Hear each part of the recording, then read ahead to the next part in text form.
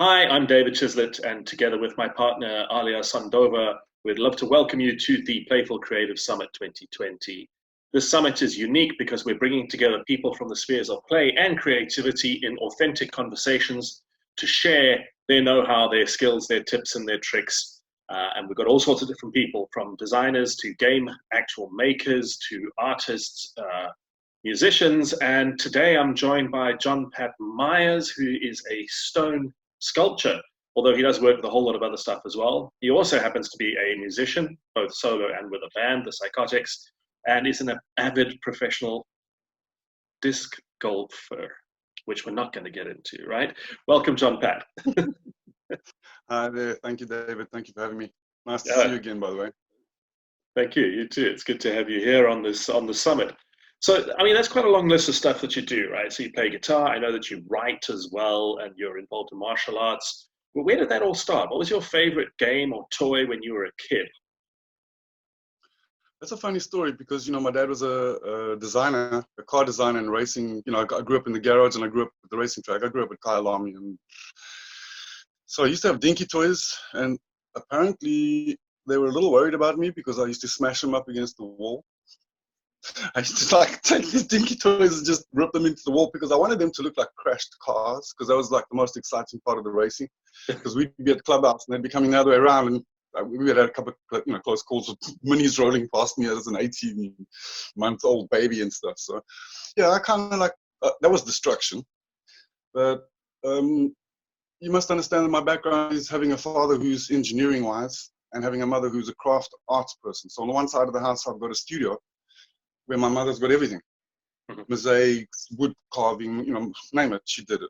And then on the other side, we've got a 40-foot garage where my dad's busy teaching me how to use a hacksaw properly and things like that. So I was getting a technical background as well as a creative sort of a bent to it. And then after school, I would go with my mom to the recreation center, and I would either be forced to do playing with a ball or doing art. So right. So it was rainy.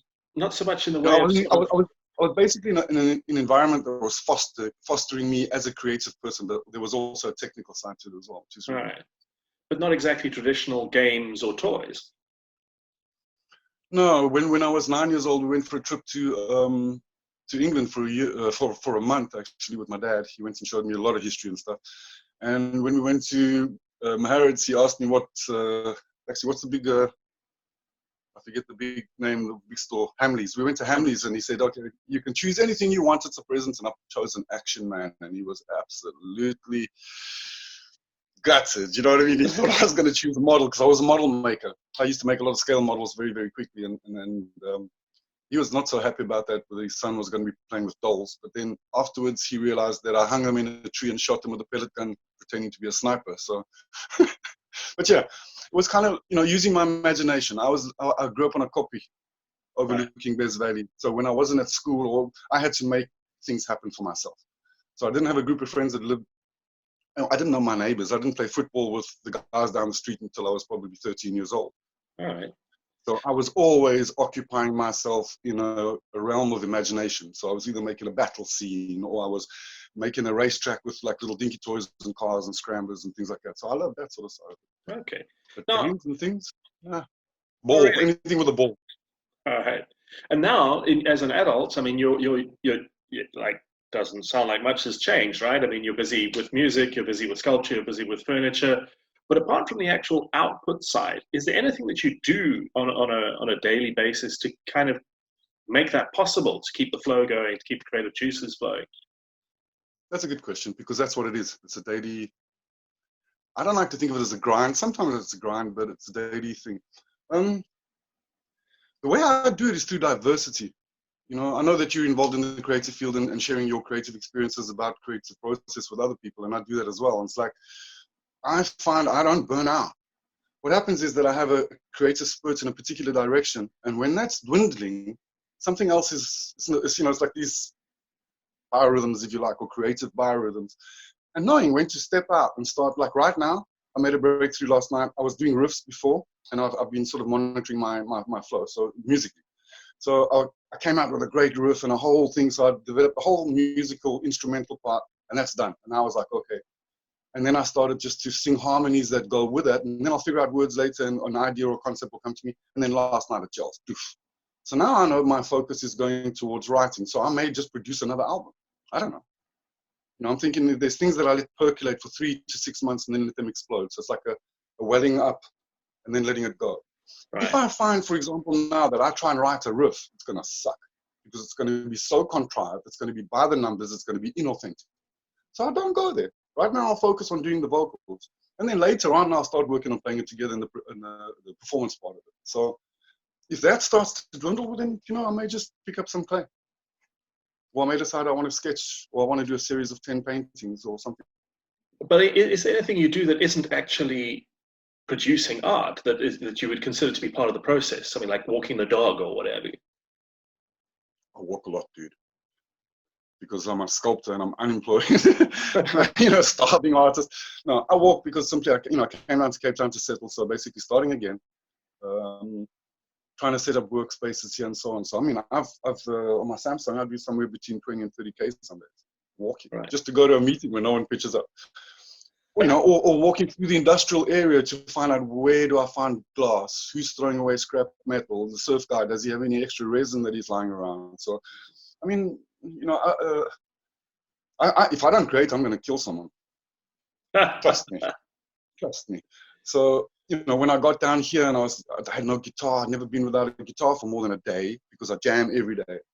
That's a long one. To get back to that point, it's like there is a balance between spontaneous and going with the flow, as I've been describing, trying to get in touch with my own creative rhythms and flows. And there's work.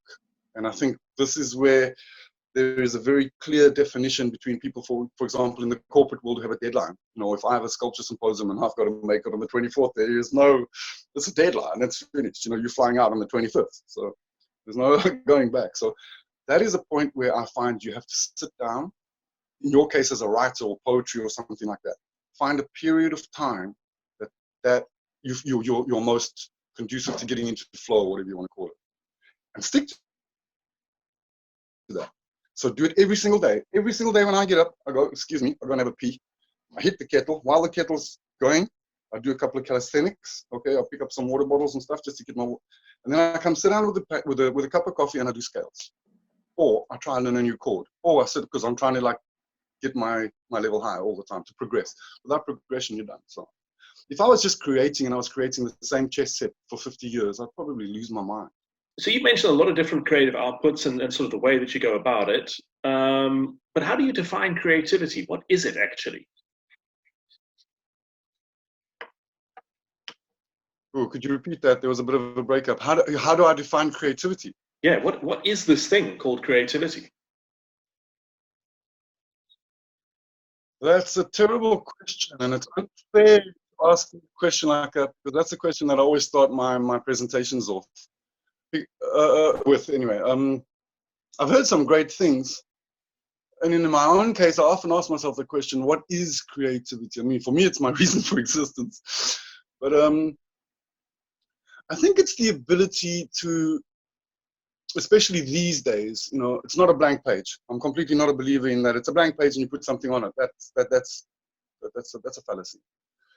But I believe it's a way of making interesting associations between eclectic or miscellaneous or non-associated, non-related ideas or concepts, whatever. Imagine you say something like a paradoxical thing, like saying a vitriolic kiss. You know what I'm saying? Yeah. So here you have an idea. Now, for me, that would be a concept which I can play with. So, creativity would be the way in which you connect those two words. Right. There's a lot of intuition that's involved. There's a lot of heart thinking involved. There's a lot of head thinking involved. But I think the whole creative process is exactly that. It's a whole process. Yeah. And when you disseminate it, there are certain periods of the creative process in which certain faculties take more precedence, if I can put it that way. So in other words, I'm going to be more technical in this time. I'm going to be more concise here. I'm going to be just open and free. So the kind of yin yang harmony, finding a way through all that. You know what I mean? So cool. It depends on the brief. Yeah. Well, so if it's essentially making connections, which I believe is correct on a certain level, if someone comes to you and says, John Pat, you're this creative lunatic who writes and draws and paints and sculpts and makes music and stuff. I need to be more creative. But you're only allowed to tell them one thing. What thing would you tell them to do to enact their creativity more? One word. Not necessarily a word, but one tip, one action. One word. One word. Ah. Do. Do. Do. This is so stupid and so cheesy and so simplistic and so everything, but it's the essence of everything. People who get into so-called creativity and try and do it by paint by the numbers, a self-help book that's going to help. No, no, no. Pick up a goddamn piece of paper and a pencil and sit down. And don't stand up for 14 hours if you haven't made a single spot. Don't get up until you make something. Because as soon as you make a squiggle, something tends to begin to start that snowball rolling. And everybody has got that. So I can give you 20 lessons on do. I own one sculpture book. I had an Eduardo Villa book, but my ex-girlfriend gave it to me, so it was bad. So I stole a picture out of it and I gave the rest of the book away to the second-hand shop. But the other book is a sculptor who, when I saw this guy, I thought it was me. He was doing what I wanted to do, and that the pieces that I'm thinking now, he could have made. And I saw this guy, and I was like, oh my God, this is super awesome. And what he had above his workspace, beautiful book, was 2 words: think, do. And this just, I saw these pictures and I was looking at his workshop. How did he set it up? And he had all the chisels. He was meticulous. And there was just these 2 words: think and do. And it sounds so cheesy, but that is profound, because there is a time for thinking and there's a time to do. Now, what people don't realize is that you're never going to be in a good mood. You're never going to feel in a creative mood. You're going to start by working. So that gets back to my ethic. You're a writer. 10 o'clock, dude, you're sitting down at your desk and you're not budging until 11 o'clock. If you write nothing, you write nothing, but that is the time that you dedicate to doing that. Don't quit it. Don't quit in 1 day, 3 days, 3 months, 3 years. It's a process. Most people getting into the creative activity think about the outcome, and it's a process. Right. So for me, creativity is my way of life. It's a lifestyle where I wake up and I follow this or I follow that. And I'm lucky enough to be able to do that. Cool. So long-winded answers. No, it's all good. We expect nothing less. What are the myths that get in the way of what you do? I mean, people have some fairly strange ideas about what it means to be creativity. What are the things that you've encountered that get in your way? People think you're an airhead. They think that you're undisciplined. My room is a complete chaotic mess right now. But if you ask me, where is my destroyer, my yellow overstable destroyer, I'm going to tell you it's right there. And I can prove it. I can go and fetch it right now. If you want to ask me, where's the pencil, I can go into my bag and pick up my 2B pencil. So there is a kind of a interplay where my physical space is always difficult because it's usually quite cramped to get order into. But in my workspace, dude, it's got to be so disciplined in that. So people think, oh yeah, you're a painter. You're an artist. Now, there are those people who get stuck in that rut. I think we touched on that once or twice, where you don't want to finish because you're so afraid of the judgmentalness, whatever it is, the finishing of it. And that's where people tend to have a problem.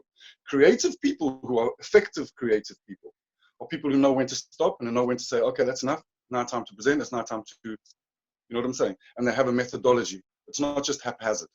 Yeah. So, this is one of the main myths that I think is that, creative people aren't disciplined. You're super disciplined.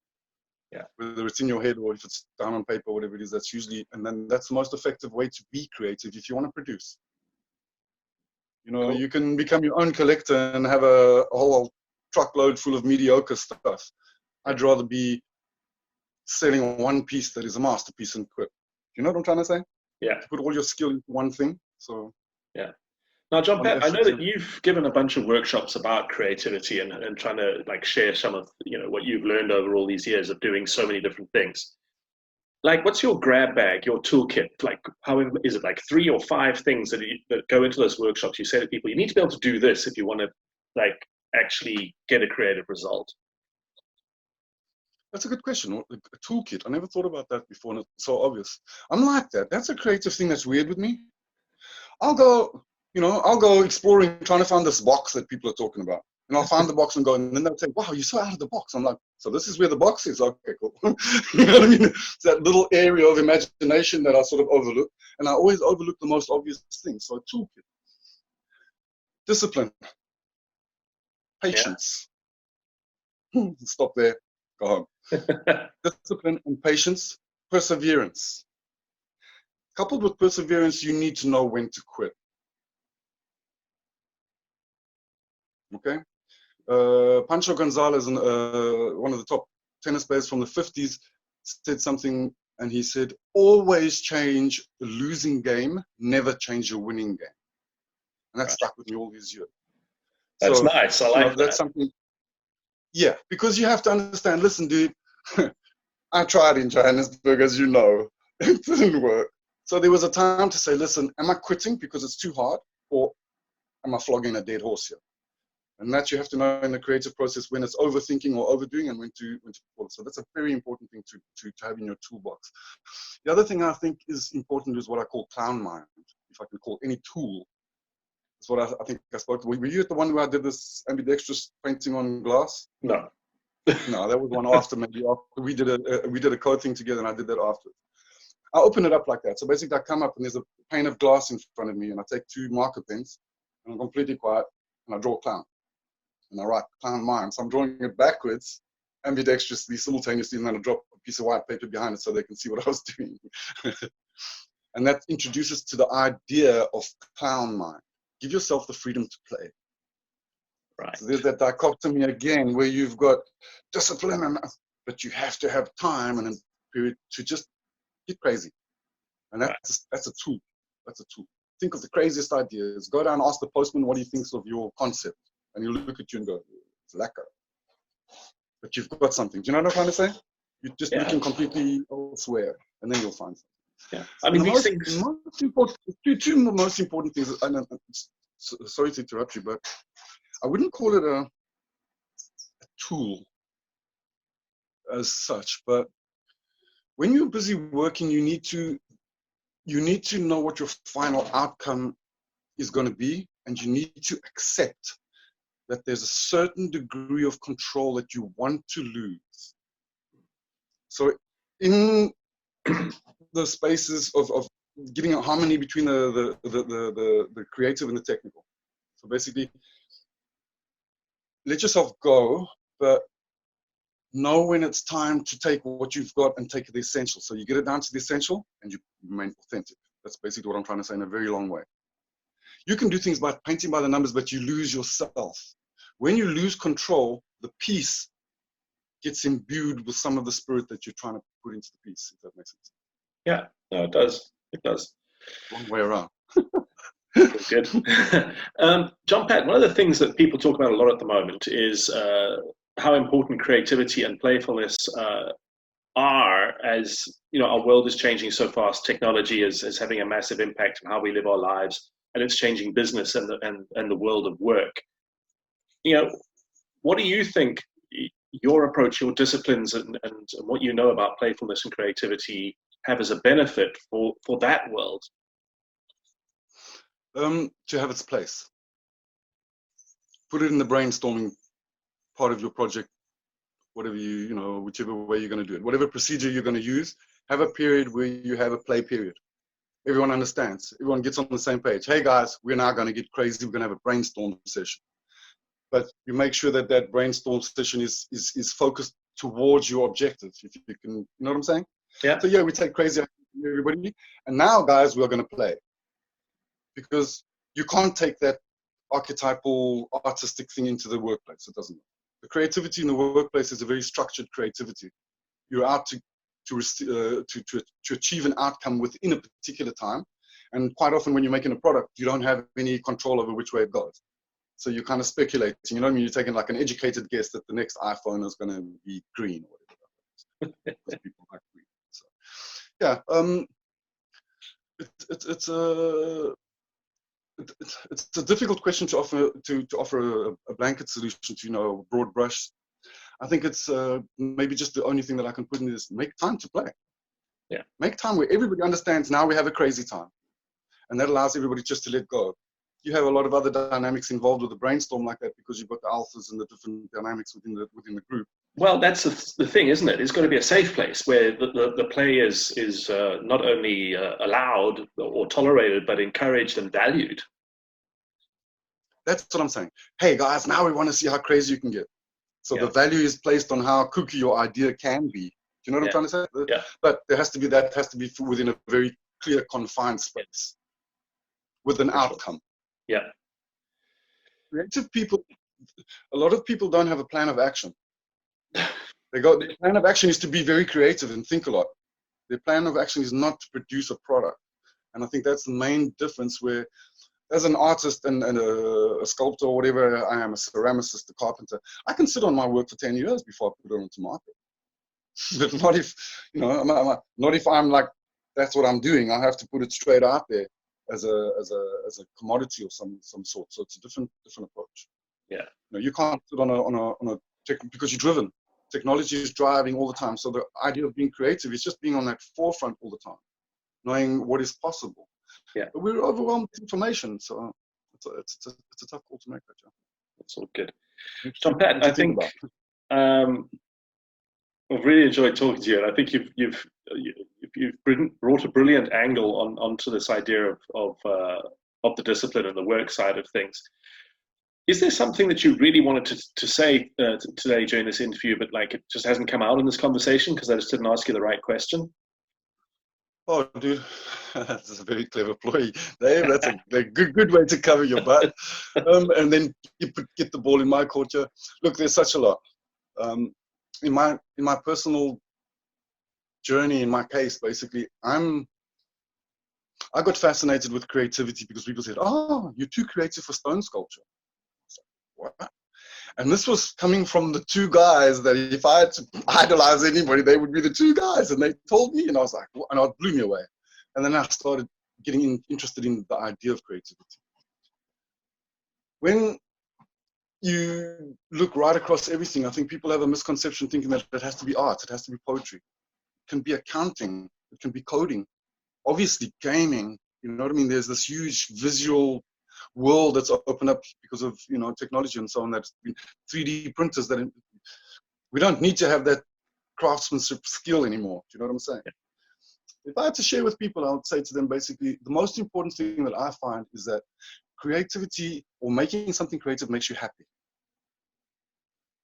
which ties in with other things. Yeah. But if you're doing something that makes you happy, it doesn't matter how good or how bad you are. Take the value judgment out of it. Value the journey. Because the measure of your progress isn't how high you've risen, it's how far you've come from. And people need to keep that in mind all the time. Cool. Maybe you're a great guitarist, but you started off with, so your progress has been, so you have to continue to progress. Don't put yourself down. Don't operate from fear. Because fear is rooted in the ego and all sorts of things, and all that does is it constricts up your creative flow and your ability to output.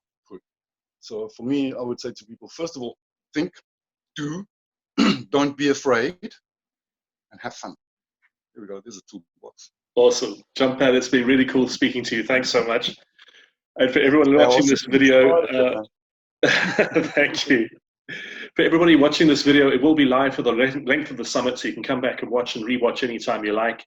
And if you're really blown away by all the speakers you've been seeing during the summit, you can also actually click on the link next to this video and buy yourself the All Access Pass, which will give you access to all the videos for the next 12 months, so you can come back and watch John Pat, until Christmas, which is pretty awesome. So thanks everyone for watching. It's been John Pat Meyers with me, David Chislett, talking about creativity and play. Thanks, John.